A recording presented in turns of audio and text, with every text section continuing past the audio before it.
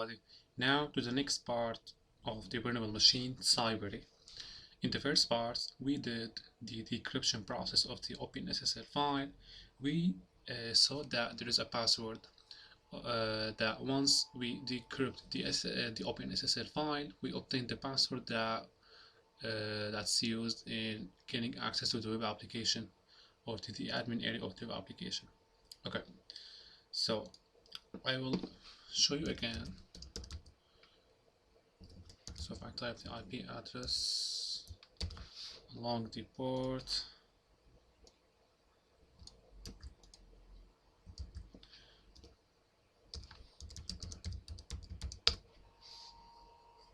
okay, now there is a password that we used in gaining access to this login web application. Okay, so this password has been obtained by decrypting the OpenSSL file, which we did in the previous part.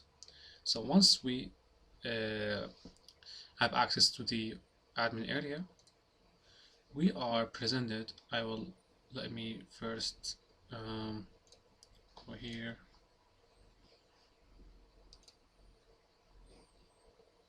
Okay, now from here I will just end the shell. I will explain everything to you, don't worry about those terminals. So I will just click on X, and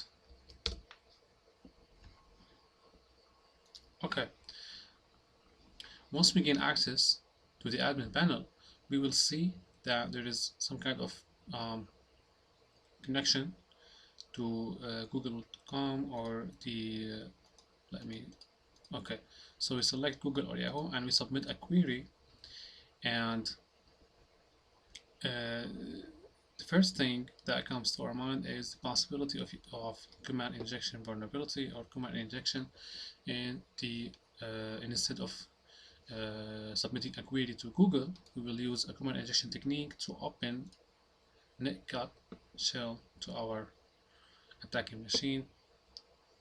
So here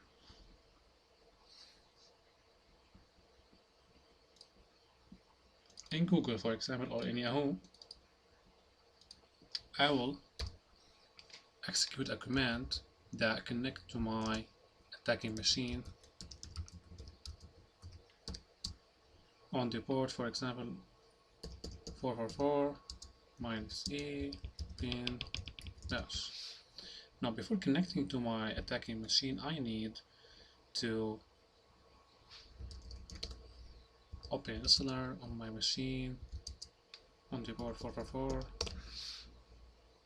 and I will submit. Okay, now I should have now shell access. So as you can see here, I received connection back from the vulnerable machine on the IP address 128, and my IP address is 129. Now I need to spawn shell on the vulnerable machine. Okay, so we spawn shell by importing PTY, and we have now shell access to the vulnerable machine. So upon listing the current working directory, I will see I have a list of 3 files. So basically you have to deal with this file. If you cat this mb13, you will get what seems to be a word list. Okay, so you copy those words into a word list. Let me see which word list I have right now. I think this word list. Yeah, so we copy the word list we saw in the shell into a text editor, and we can use this word list into gaining SSH access to the vulnerable machine. So if I have a new terminal here, no, not here, let me show you the already I have done it here. Okay, I'll explain to you how I get access from the very beginning. Okay, now let's first try to guess the password by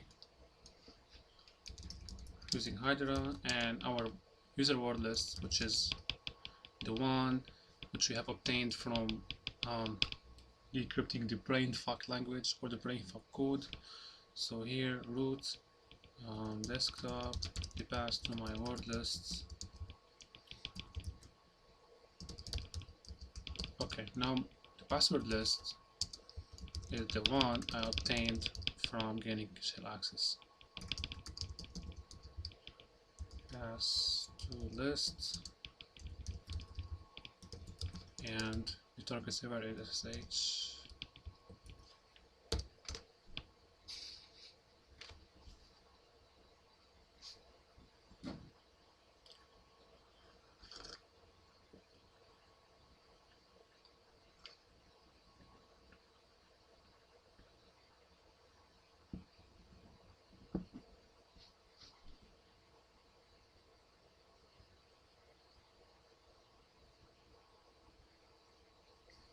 We will see now that we will have the username or the credentials that we need to have in order to get access to the SSH server that's opened in this instance here. But I am trying to re-show you how the process has been done.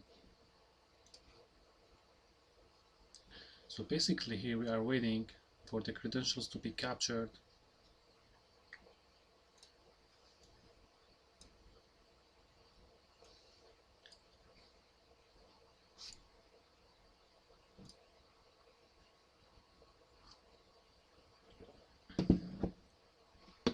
So you see here the username is Nick and the password is Custodio.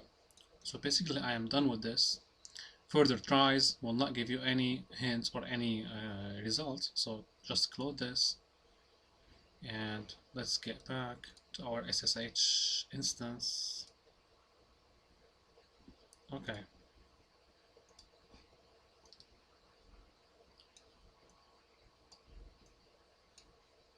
Okay.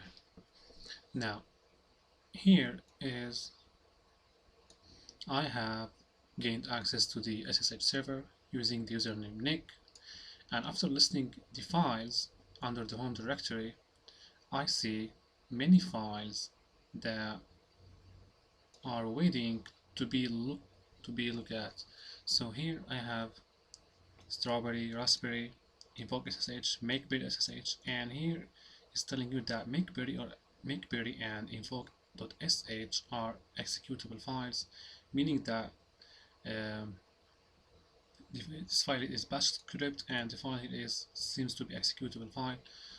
So the main thing is here we are trying to escalate our privilege. So upon trying sudo -l, I get here, as you can see, that it's telling us that the following commands can only be run by the user Terry. Okay, so the command which is associated with makeberry and invoke.sh can be run using the username Terry. So upon issuing a command using the username Terry and using invoke.sh, I try to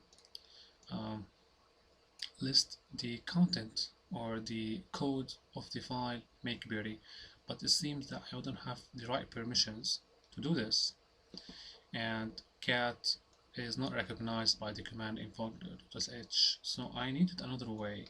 So I tried to switch to the username Terry by issuing, so here sudo -u Terry home nick invoke.sh bin bash. So I use this in order to switch from the user Nick into the user Terry, which seems to be a more privileged account. So upon issuing this command, I have switched my username to Terry, and upon issuing ID, I am now the username Terry. Again, trying to escalate my privilege using sudo -l, I get the same commands or the same output that's telling me that another more privileged user is allowed to execute user pin AWK. So AWK is a command line utility in Linux that's used to process standard inputs into a standard output. So if you give this command line utility an input, it will convert that input into an output by searching for specific text or string into files through files. Sorry. So here I try to execute this command line utility using the username Heli. So sudo -u Heli awk, and here this command is used to switch into the user Heli. So I use this command here, the same as used above, but with system in order to let awk search for the bin bash. So here, upon issuing the command, I switched my username into Heli, as you can see here. Upon issuing ID, I am now Heli. The same process is being applied sudo -l to escalate my privilege, but the same output is there is more privileged user, which is Chuck, and is allowed to run the PHP commands. So here, trying to switch to the username Chuck to gain more privilege, sudo -u Chuck PHP, and here using the PHP code to get sh or small sh, and switching my credentials, switching my username. Now upon issuing ID here, I am now the username Chuck. Okay, so it seems that username Chuck is the most privileged user among all the users we have been enumerating, unless we are talking about root. So down there you will see here that we have kind of emails that are waiting to be read. Now I tried to play with the makeberry by listing the content inside the makeberry. It seems that I don't have privilege, and the only user that can list the content of the makeberry is the root user. Okay, now I try to see what is it in those files or those emails, but I think it's nothing, because as you can see here, just normal messages. But upon switching to the directory which is home Chuck, I saw other files here that, as you can see, upon going to delete it and listing the files, there is file called deleted. Upon catting the file, I saw an email message that has been sent from Chuck to Nick about Christmas meal, and here is a hint about a possible password that may be used or could be used in order to get root access into the SSH server or by the SSH server. So as you can see here, there is a conversation going around about a password that starts with CHE and end with RRE. And here are some hints about the passwords, and here also a hint about the password, and down there you will see that the password is composed of 4 words, or it's like a concatenated 4-word password. So the first word is CHE and the second word is RRE. We have 2 words left in order to make up the password. So going down a bit, saying that baka is 99% a word. It's either the third word or the second word that composes the password. So in order to guess the password, I made a file. I will show you the file right now.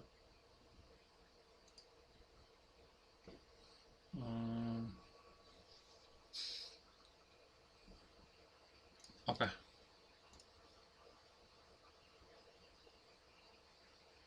So, going back to my terminal, okay. It's saying that the password starts with CHE, as you can see here. Let me separate CHE from here.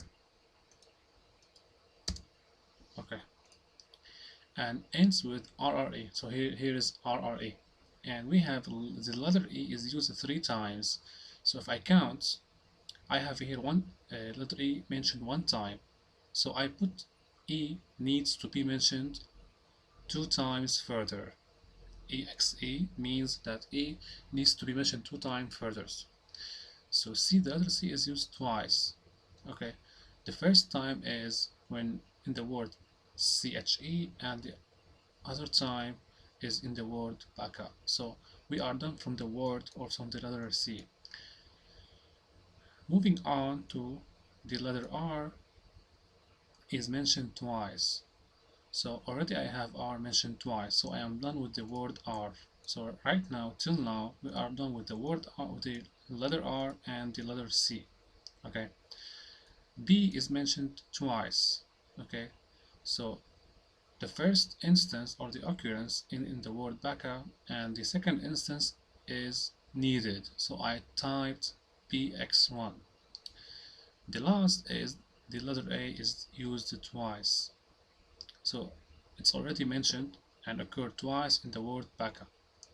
So I am now done with A, R, C. Okay.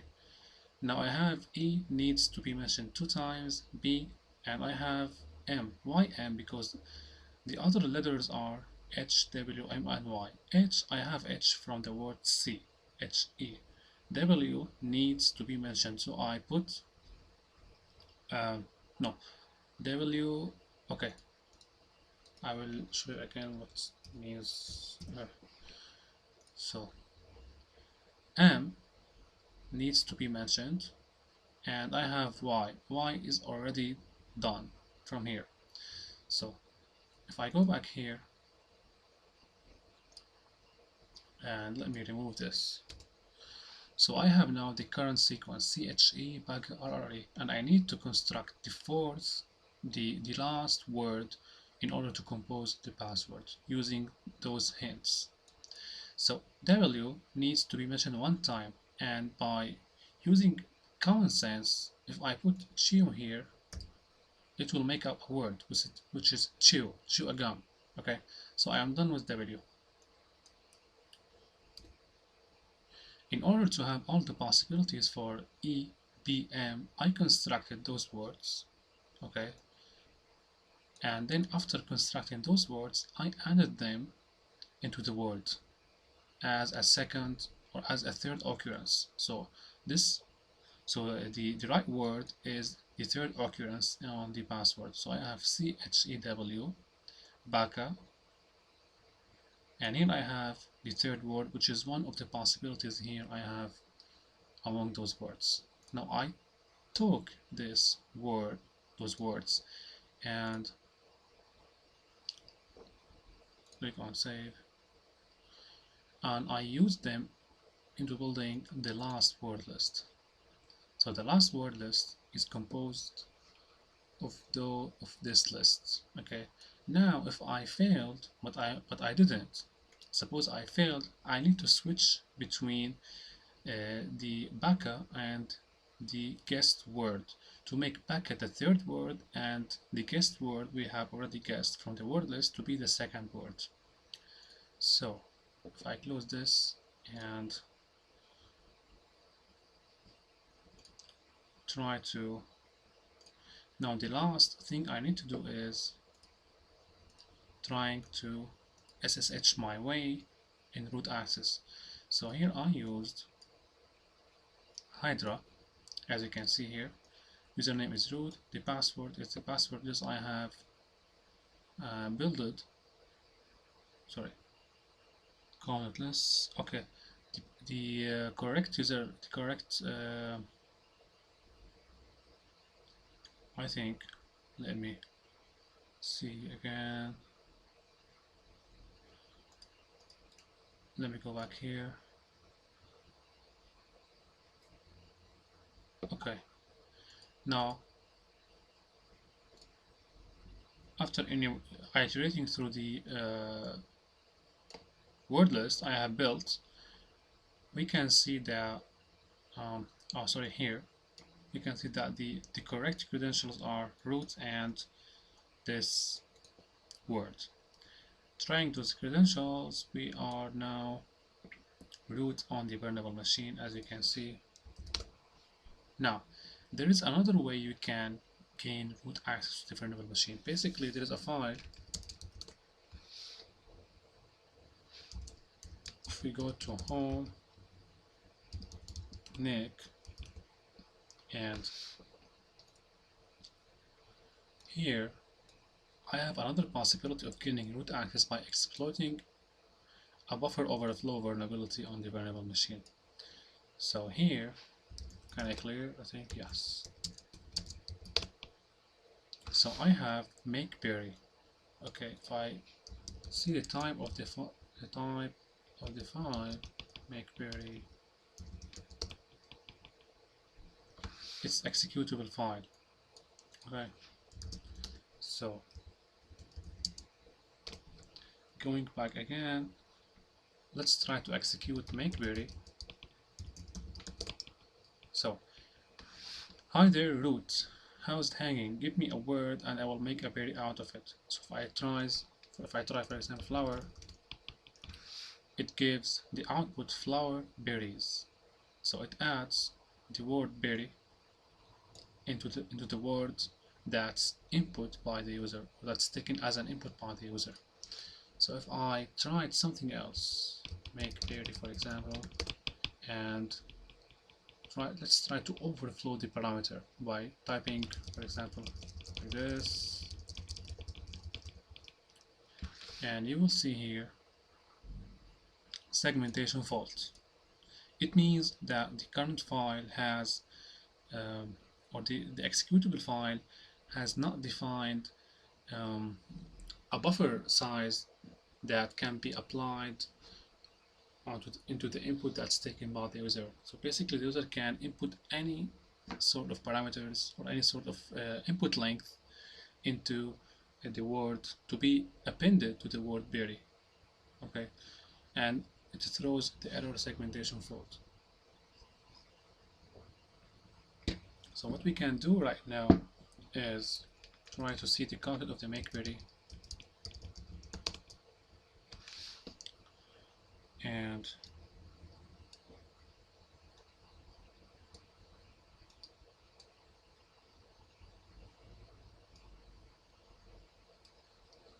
okay,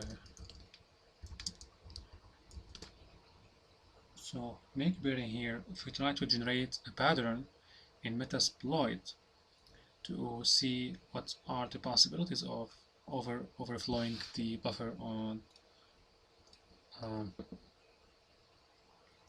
the file here. So let me recall something about Metasploit here. So if we go here,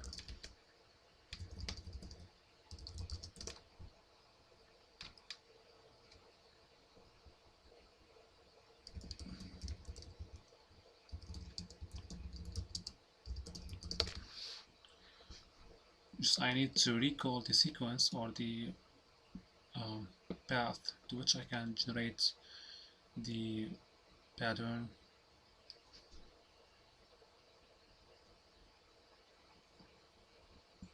Okay, so basically we need to create a pattern using Metasploit. Okay, so if I copy this, or before copying, let me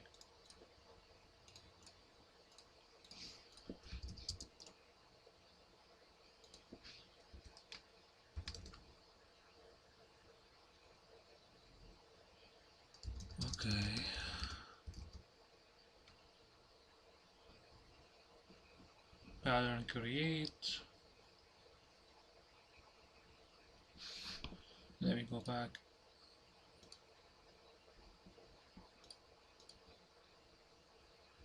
Why I don't have the pattern creates? So let's try exploit.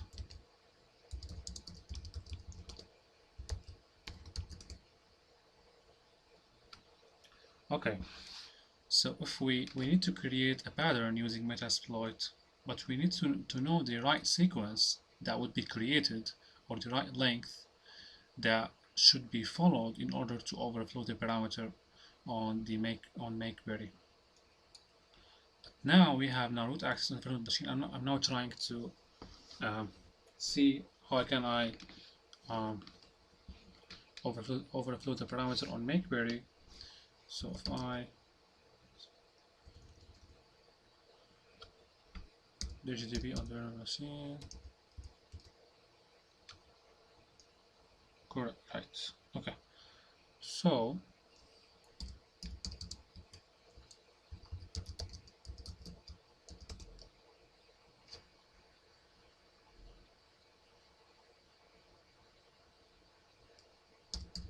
I will try to use GDB in order to debug the executable file. Okay.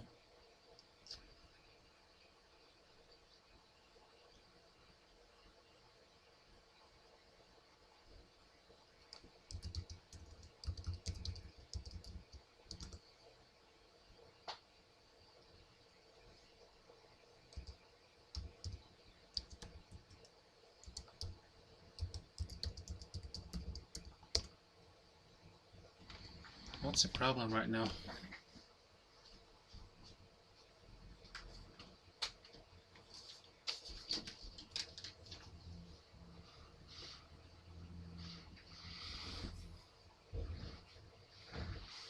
Let me close UTP, and if I write GTP -q,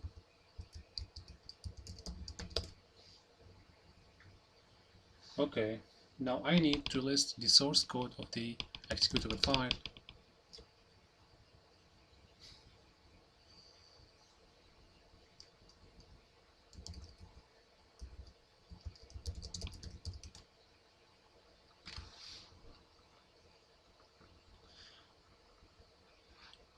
Okay, now here is the assembly code that's on the executable file. Now we need to find the right place in order to inject our payload. But first, still now I cannot see the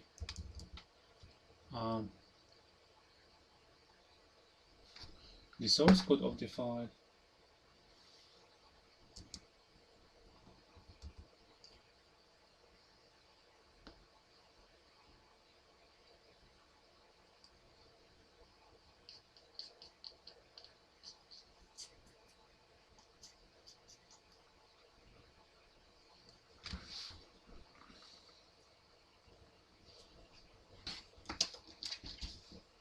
Okay.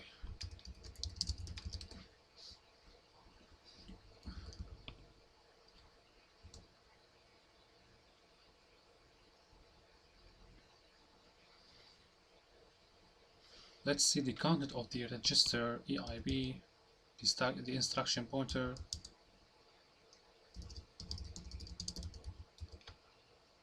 Okay, now it points to the main function.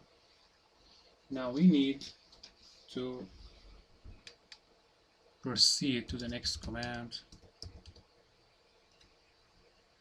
Okay, now let's give our malicious string the gap and segmentation fault, make it as long as possible.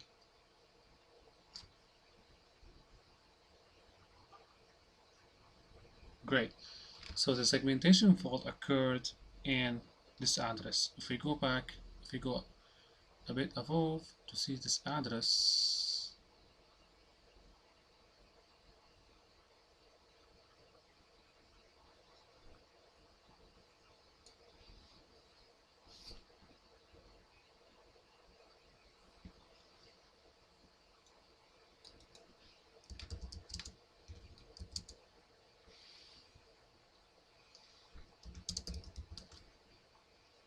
so we are now at the memory address on which or at which the segmentation fault has happened. Now we need to see what is the instruction or the that's corresponds to the C code.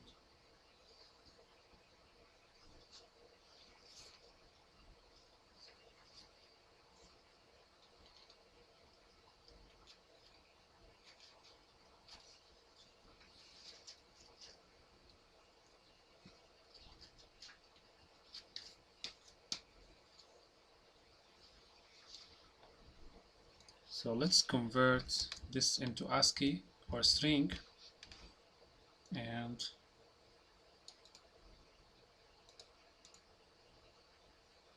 I paste.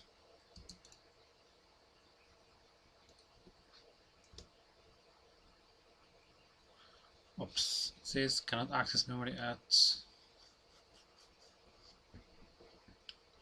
Let's go here.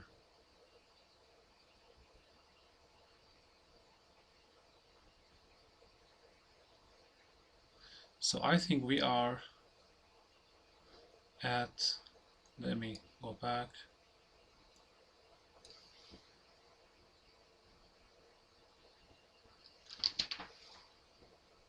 So here, if I list the current content of the stack pointer,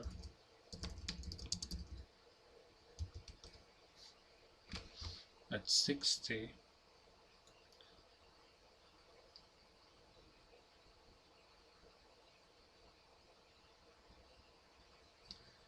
basically I'm a bit baffled with this executable file. I can't see a way to see the content of the memory address here at which the segmentation fault has happened. Due to this, I need to grab the file from the burnable machine here.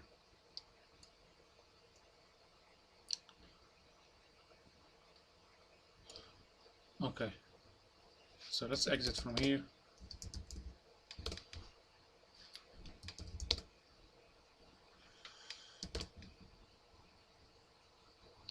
And we will try now to FTP to the burnable machine in order to have the file at our machine for further investigation and analysis.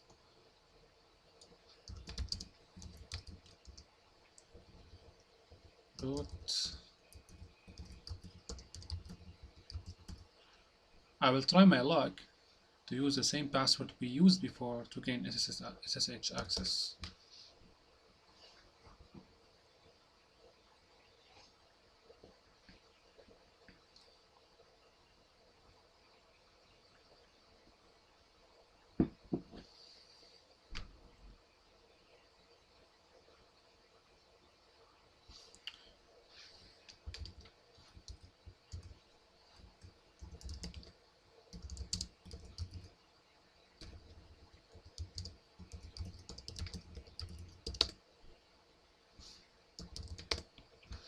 And the password, let's try our luck and do the same password used for the SSH.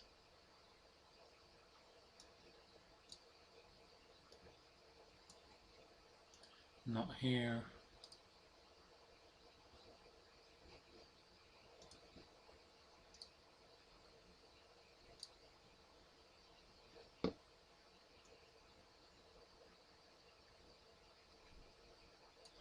Okay, let's grab the password from the word list.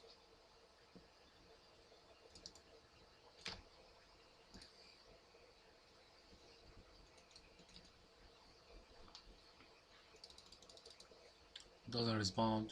What's the problem?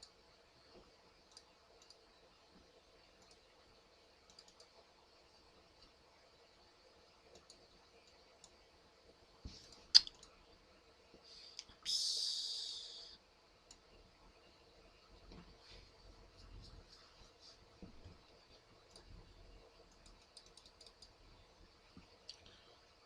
There seems to be a problem with the machine right now.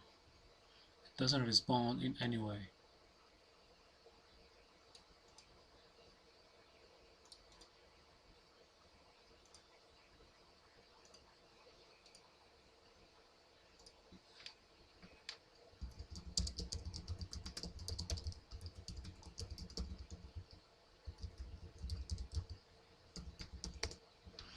So the password was, I think it's the last one.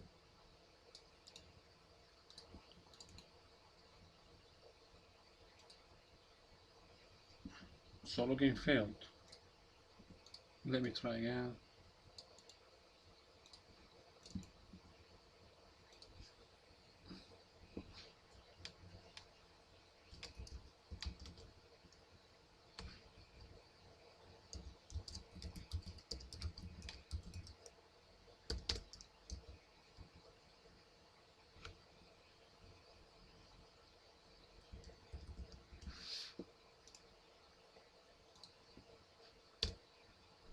Okay, it failed.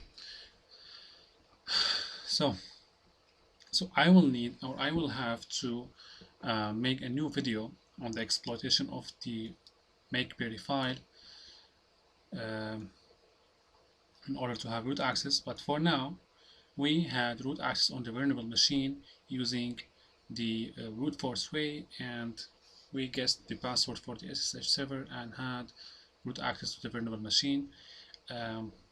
And this is the part 2. Now part 3, I will try to move the makeberry file into my machine for further analysis and investigation in order to overflow the parameter that throws the segmentation fault error. For now, thank you.